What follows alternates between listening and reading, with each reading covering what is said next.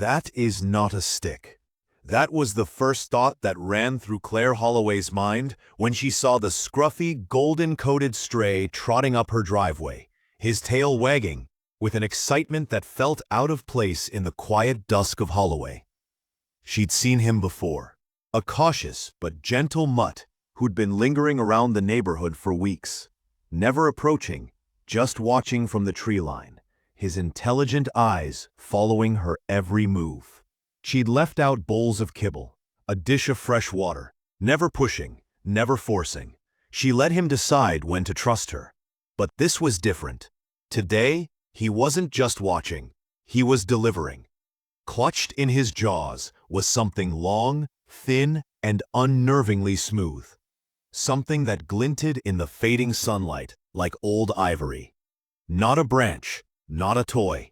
Something that made her stomach drop before her brain even caught up. "Buddy, what do you have there?" she asked, keeping her voice light, though her pulse hammered in her throat. The dog stopped a few feet from her porch, set the object down with surprising care, and sat, tongue lolling, eyes bright with what could only be described as pride. Clare crouched slowly, heart thudding. She reached out, fingers trembling, and picked it up. It was cold, smooth, curved in a way that felt familiar. Not an animal bone. Her breath hitched. This looked human. She swallowed hard, forcing herself to examine it closer. Bleached by sun and rain, weathered but intact, with ridges and contours that matched nothing from deer or coyote or stray cat. It was precise, deliberate, buried long enough to lose its horror, but not its meaning. "Okay," she whispered. "Okay, boy. We need help."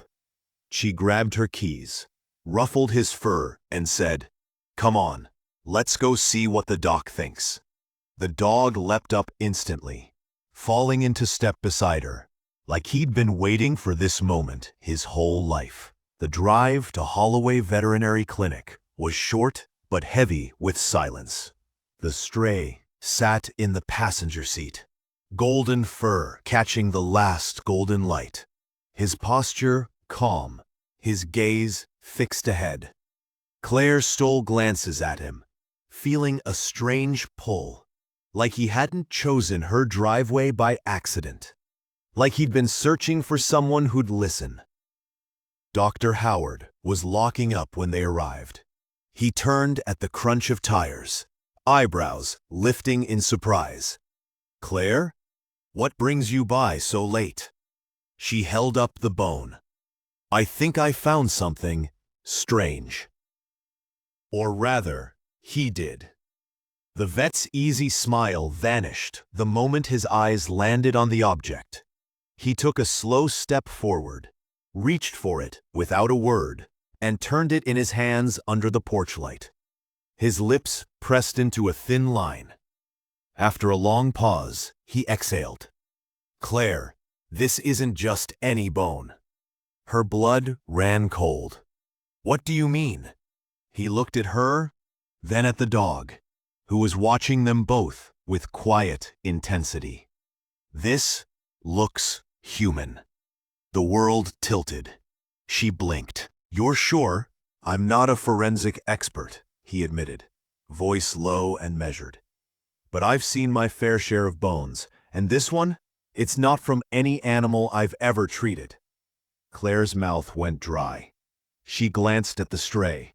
He was still watching her, expectant, as if waiting for praise. "So, what do we do?" Dr. Howard hesitated, then said the words that would change everything. "We call the authorities, and we find out where he got it." That night, standing on her porch, with the moon casting silver shadows across her backyard, Clare made a decision. "All right, buddy," she said, voice barely above a whisper. "Show me." The dog's ears perked.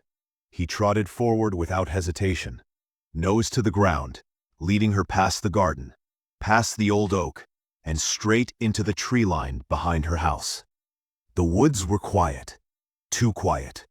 No crickets, no owls, just the soft crunch of leaves underfoot and the dog's steady breathing. He stopped near a patch of disturbed earth, pawed at the soil, and looked up at her.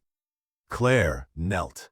Her fingers brushed dirt and hit something hard. Another bone, larger, older, from the same skeleton. "Oh God," she whispered. The stray sat beside her, tail giving one slow, deliberate wag, as if to say, "I told you." She called Deputy Miller. Voice shaking, she said only, "I think I just found something bad."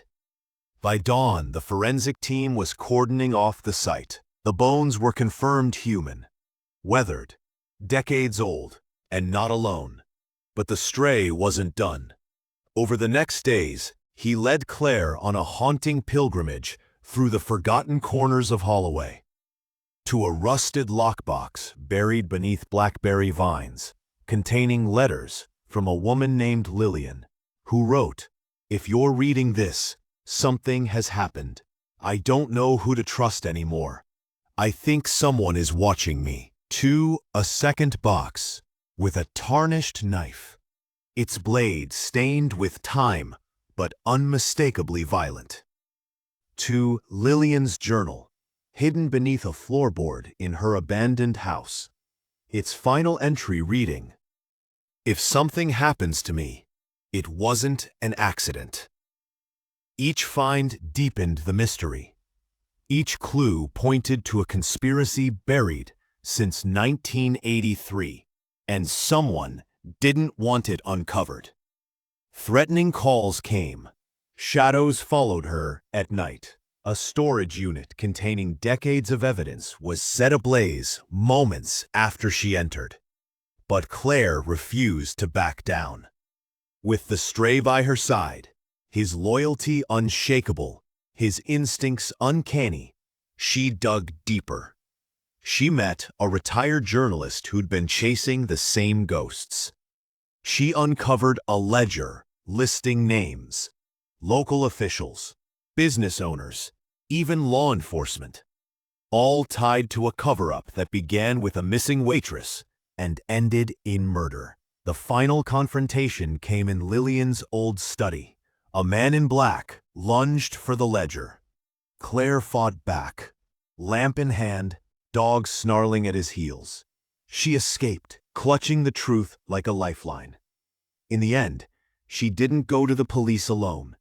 She went to a network of truth seekers who'd been waiting decades for this moment. Now, the ledger is being scanned. Names are being verified. And for the first time in 40 years, Lillian Carter's story will be told. As for the stray, he never left Claire's side. She adopted him. Named him Ridge, for the wooded ridge where he led her to the first bone. And every evening he sits on the porch, facing the woods, not waiting for danger, but guarding the peace they fought so hard to win. Because some dogs don't just find bones, they find justice, they find truth. They find us when we're lost in the dark. And sometimes, they bring the dead back to life, not in body, but in memory. Ridge didn't just uncover a grave. He gave a voice to the voiceless. And in doing so, he reminded a whole town that the past never stays buried. When someone is brave enough to dig.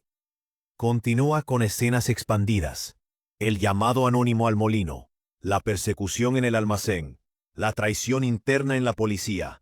El momento en que Claire decide confiar en el perro sobre los humanos. La reconstrucción de la vida de Lillian. El legado de silencio en Holloway.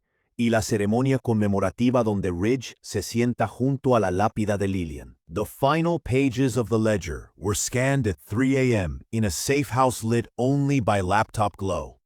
Claire held Ridge close, his heartbeat steady against her racing one.